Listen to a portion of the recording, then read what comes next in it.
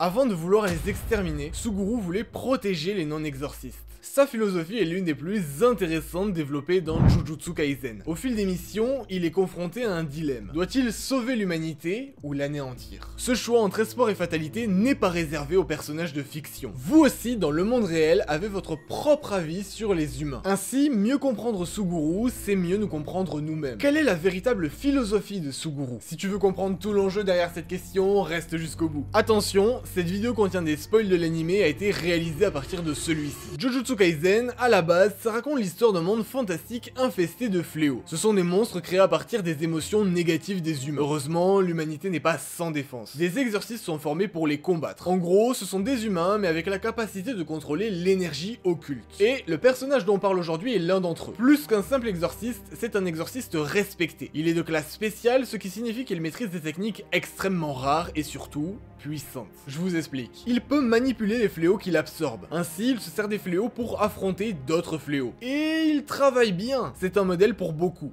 Il considère que le rôle des exorcistes est de sauver des innocents. Pour lui, c'est une véritable responsabilité morale. En opposition à ce point de vue se trouve son meilleur ami, Satoru Gojo. Lui considère que s'imposer ce type de contrainte est une faiblesse et par conséquent, la droiture morale de Suguru l'agace parfois. En même temps, Geto le rabâche sans cesse. La société doit protéger les faibles et contrôler les forts. Tu vois, Satoru, le Jujutsu existe pour protéger les non-exorcistes. S'il développe des pouvoirs pour contrer les fléaux, Geto le fait dans l'objectif que les fléaux ne s'en prennent pas aux humains. La qualité qui pousse Suguru à un nom. On la nomme l'altruisme tout simplement. Il ne rechigne pas à risquer sa vie pour protéger ceux qui ne peuvent pas se protéger eux-mêmes. En fait, la thématique de la protection des faibles revient souvent dans les paroles du jeune Suguru. Par exemple, quand Satoru taquine d'autres personnages, il lui dit « Satoru, ce n'est pas bien de s'en prendre aux faibles ». Selon son point de vue, Gojo et lui sont les deux exorcistes les plus forts qui existent. Et leur amitié est compréhensible. Les deux jeunes hommes se ressemblent beaucoup. Ils n'hésitent pas à s'opposer aux règles archaïques quand ils estiment que la cause est juste. Les flashbacks du début de la saison 2 nous en donnent un exemple évident. C'est à cette occasion qu'on découvre le jeune Suguru ainsi que la jeunesse de Gojo. Et oui, les deux appartiennent à la génération avant celle de Yuji, qui reste le personnage principal de Jujutsu Kaisen, mais pas de cette vidéo. En tout cas, Gojo et Satoru sont chargés d'une mission. Ils doivent protéger une jeune fille du nom de Riko qui doit se sacrifier afin de permettre de rallonger la vie de Tengen, un exorciste central dans ce monde dont les pouvoirs protègent beaucoup de personnes. C'est un peu compliqué, mais dans les grandes lignes, elle est un plasma stellaire compatible pour fusionner avec cette entité. Sauf que tout ne se passe pas comme prévu. Si au début, Riko considère comme un honneur de pouvoir fusionner avec Tengen, au final, elle regrette sa décision et désire continuer à vivre par elle-même. Les relations qu'elle a établies sont trop précieuses pour qu'elle les abandonne. Et avant qu'elle change d'avis, c'est Suguru qui l'accompagne jusqu'au lieu où elle doit se rendre pour fusionner. Pourtant, c'est aussi lui qui lui propose de ne pas le faire. Il se met à la place de Riko, et il va même jusqu'à prendre la responsabilité de cette décision. Il lui explique « Nous sommes les plus forts. Peu importe ce que tu choisiras,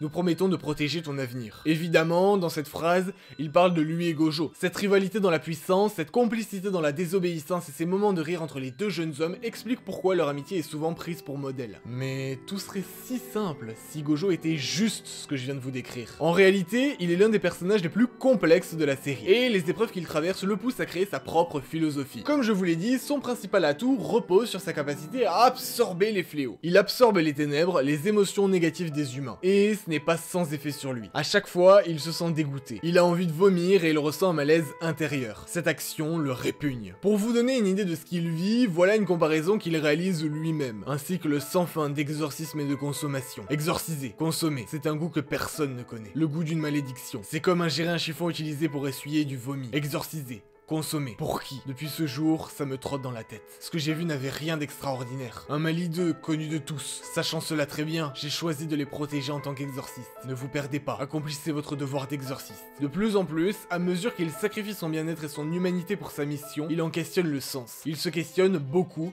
jusqu'à être confronté à un dilemme existentiel. D'un côté, une partie de lui veut aider les non-exorcistes. Pourtant, une autre ne peut s'empêcher de les détester. À chaque fois qu'il est confronté à un chiffon utilisé pour essuyer du vomi, il ne peut oublier qu'il est le résultat des émotions négatives que produisent les non-exorcistes. Un exorciste, lui, contrôle son énergie occulte, et par conséquent ne produit presque aucun fléau. Ainsi, une question résonne chaque jour un peu plus fort à l'intérieur de son crâne. À quoi sert de les protéger? N'est-ce pas juste prolonger cette boucle d'exorcisme et de consommation? Il ne parvient pas à effacer cette idée de son esprit. Le monde est-il à changer ou à détruire? Un monde qui demande aux exorcistes de risquer leur vie et parfois même de se sacrifier mérite-t-il d'exister? Un autre personnage se posait déjà la question avant lui. Ce personnage se nomme Yuki Tsukumo. Elle cherche à créer un monde sans fléau en éradiquant le problème à la source. Et il a l'occasion d'en discuter avec elle. Cette femme envisage de faire apprendre l'énergie occulte à tous les non-exorcistes. Ainsi, plus personne ne créerait de fléau. Mais ce n'est pas si simple. De son côté, Suguru choisit d'emprunter une deuxième voie. Déjà, beaucoup d'humains ne possèdent pas assez d'énergie occulte pour devenir exorciste. Et c'est pas tout. Le jeune Geto a perdu foi en l'humanité. Plus que quiconque, il a été témoin des traits les plus abjects des hommes. Il change petit à petit jusqu'au craquage. Il finit par péter un câble. Dans un village, il constate que 2 fillettes avec des pouvoirs d'exorcisme sont persécutées par les autres habitants. C'est horrible. Elles sont torturées par les non-exorcistes. Les habitants demandent même à Suguru de les éliminer, persuadés qu'elles sont la source des problèmes du village. Pour Geto, c'est la goutte d'eau qui fait déborder le vase. Le mépris des protégés envers leur protecteur lui est insupportable. Si les habitants du village demandent à ce qu'il élimine le problème, il n'a qu'à leur obéir après tout. Si eux sont prêts à sacrifier les autres pour éliminer les fléaux, pourquoi ne ferait-il pas de même? Avec ses pouvoirs d'exorciste, il massacre tout le village. Pour lui, cet épisode est un traumatisme, mais aussi une délivrance. Il l'explique par une phrase extrêmement simple. Je ne pouvais tout simplement pas arborer un sourire sincère en vivant dans ce monde. Suguru est écœuré par ce qu'il a vu, et décide de créer un nouveau monde. Évidemment, ce n'est pas au goût de tous. Il rompt ses liens avec Gojo. Au départ, son ami ne peut pas croire qu'il a réellement commis un tel crime. Pourtant, il le lui confirme de vive voix. Il est condamné à mort par le monde des exorcistes traditionnels, et par conséquent, devient leur ennemi. Il quitte Jujutsu High School et est considéré comme un maître des fléaux, les pires ennemis des exorcistes. Désormais, il a pris sa décision. Il choisit la violence envers les non-exorcistes plutôt que la compassion. Il inverse la mission classique des exorcistes. Protéger les non-sorciers devient les éliminer. Et de toute façon, il n'a plus le choix. Ce massacre, c'est un point de non-retour. S'il est attrapé par ses anciens alliés, il sera exécuté. Mais Suguru est en paix vis-à-vis de ce risque. Il sait qu'avec ses derniers progrès, Gojo est devenu l'exorciste le plus fort qui existe. Pourtant, il n'hésite pas à se dresser face à lui. Si Satoru veut le tuer, qu'il le fasse. Il sait que son rêve est presque impossible. Simplement, il ne pourra continuer à se regarder dans une glace s'il n'agit pas dans cette direction. Il refuse de continuer à se salir pour protéger les non-exorcistes. Sa vision est à la fois simple et claire. Il considère que le monde serait meilleur dépourvu de non-exorcistes et veut bâtir un monde qui leur est réservé. Il cède à la haine. Son cheminement est progressif. Dans l'arc Inventaire caché, on découvre Suguru comme l'allié inconditionnel de Gojo. Mais dans le film Jujutsu Kaisen, il devient l'antagoniste principal. Ce film se déroule avant le début de Jujutsu Kaisen, mais du coup après les flashbacks. Ainsi, ce qui fait de Suguru Geto un des personnages les plus complexes de l'œuvre, c'est son évolution à l'écran. Il passe de protecteur à extrémiste idéologie. Il déclenche une guerre contre les exorcistes traditionnels, car il représente la seule barrière l'empêchant de détruire l'humanité. Dès lors, sa vision du monde est achevée. Suguru compare les humains à des primates. Selon lui, ce sont des animaux incapables de comprendre les enjeux spirituels. Jusqu'à la fin de cette vidéo, je vais réutiliser ce terme souvent, mais c'est évidemment parce qu'on cherche à rentrer dans la psychologie du personnage. Sa philosophie possède plusieurs bases, dont l'élitisme éthique. L'élitisme éthique est une position morale ou idéologique selon laquelle certaines personnes ou groupes seraient plus à même de décider ce qui est bien ou juste pour la société, en raison de leur intelligence, de leur pouvoir, de leur statut moral ou de leur nature supposée supérieure. Et vous remarquerez que c'est un point de vue assez courant dans notre société. Il est probable que vous connaissiez quelqu'un qui pense, ou que vous pensiez vous-même que le vote devrait être interdit à des personnes qui n'ont pas un certain niveau d'éducation. Il n'y a pas de bonne ou de mauvaise réponse.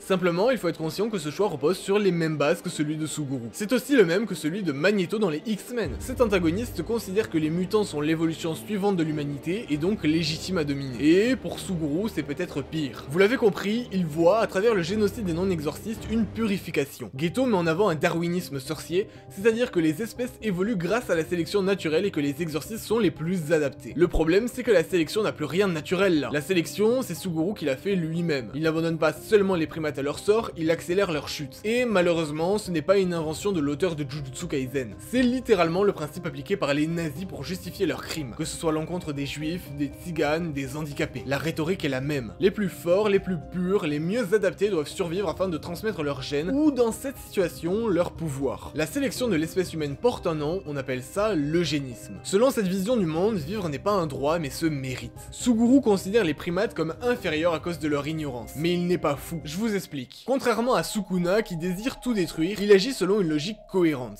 C'est un idéaliste voulant construire un monde de paix, pourtant devenu ennemi de l'humanité après une déchéance provoquée par une trop grande souffrance. Et cette logique, c'est ce qui lui apporte le soutien de nombreux maîtres des fléaux. Il devient le leader d'une secte, puis manipule des humains pour qu'ils lui apportent des monstres. Il doit devenir plus fort parce qu'il est convaincu que s'il avait la puissance de Gojo, son rêve deviendrait alors possible. Tant que le monde ne sera pas composé uniquement d'exorcistes, les personnes comme lui continueront de souffrir. Malheureusement pour lui, son rêve en restera un. Dans Jujutsu Kaisen 0, il meurt en poursuivant son objectif. Par la suite, son corps est même occupé par un fléau, bien qu'on sache que sa volonté n'a pas été complètement éradiquée. Et en tant qu'anime only, c'est tout ce qu'on connaît pour l'instant. La bonne nouvelle, c'est que la saison 3 a été annoncée, alors hype. Durant l'arc de Shibuya, on a constaté que la seule arme qui a fonctionné sur Gojo, c'est son affection inébranlable pour Geto. Malgré toutes les difficultés qu'il a causées, Satoru n'a pas oublié son lien avec son ancien ami. Lorsqu'il discute avec lui après la défaite de Suguru dans JJK 0, ce n'est pas une conversation entre deux ennemis, mais deux amis de longue date. Parce que c'est réciproque. Suguru non plus n'a pas oublié. Il le confirme. Peu importe ce qu'on dit, je déteste vraiment ces singes. Mais je n'ai jamais eu de haine pour ceux de Jujutsu High School. Suguru n'a pas combattu Gojo par plaisir. Notre personnage du jour n'est pas motivé par le bonheur personnel. Il privilégie la cohérence intellectuelle,